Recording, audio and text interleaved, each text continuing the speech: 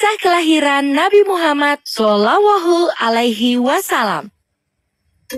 Mekah yang semula hanya ditinggali oleh Hajar dan Nabi Ismail, seiring dengan berjalannya waktu, berubah menjadi sebuah negeri yang besar. Berkat doa Nabi Ibrahim, negeri itu sungguh mendapatkan berkah dari Allah. Masyarakatnya hidup dalam kecukupan dan sejahtera. Beribu-ribu tahun kemudian, Mekah berubah menjadi negeri yang sangat kejam. Sebagian besar masyarakatnya mulai melupakan ajaran agama yang benar dan berganti menyembah berhala-berhala yang mereka ciptakan sendiri. Di antaranya adalah Saman, Watan, Nusyun, dan masih banyak lainnya. Semua itu adalah Tuhan yang mereka ciptakan dari batu, kayu, ataupun logam. Kaum Quraisy menganggap harta adalah segalanya. Bagi yang memiliki harta paling banyak, dialah yang akan menjadi pemimpin. Demi mencapai kehormatan dan kedudukan, mereka menghalalkan segala cara. Karena itu pula, mereka seringkali terlibat dalam perselisihan dan kadang-kadang menimbulkan perang antar saudara.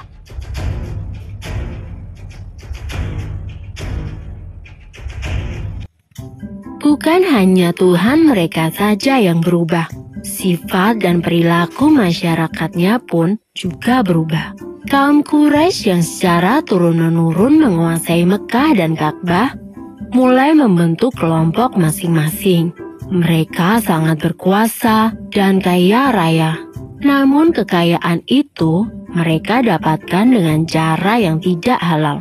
Merampok, memeras rakyat kecil, berjudi, curang dalam berdagang, dan perbudakan yang sangat kejam. Zaman di mana kaum Quraisy hidup dengan cara yang kejam disebut zaman jahiliyah. Pada zaman itu, ada seorang wanita soleh bernama Aminah.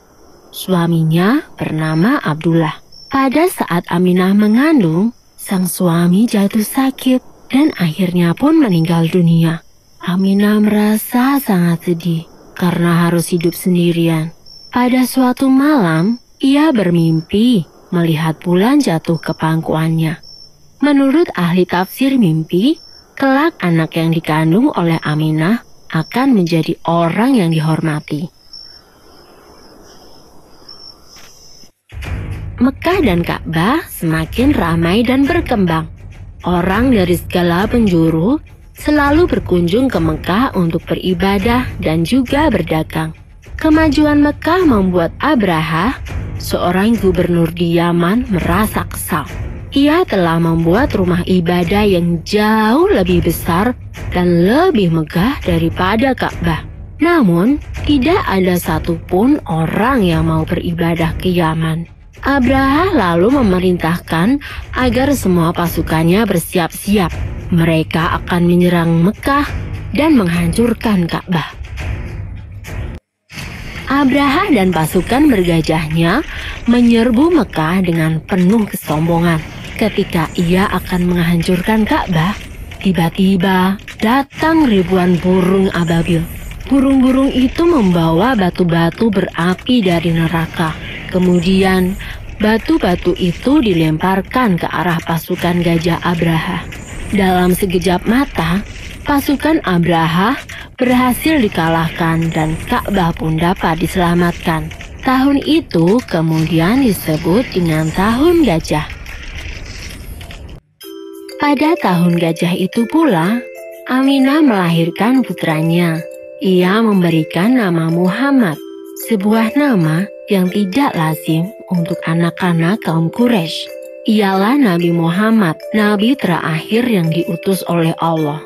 Ia dilahirkan pada hari Senin, 12 Rabiul Awal, tahun gajah.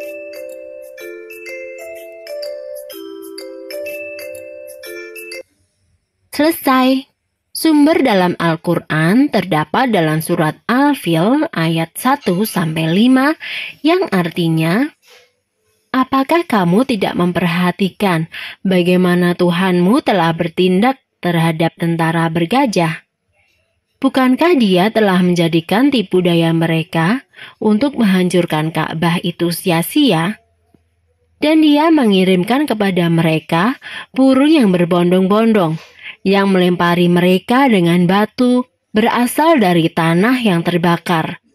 Lalu dia menjadikan mereka seperti daun-daun yang dimakan ulat.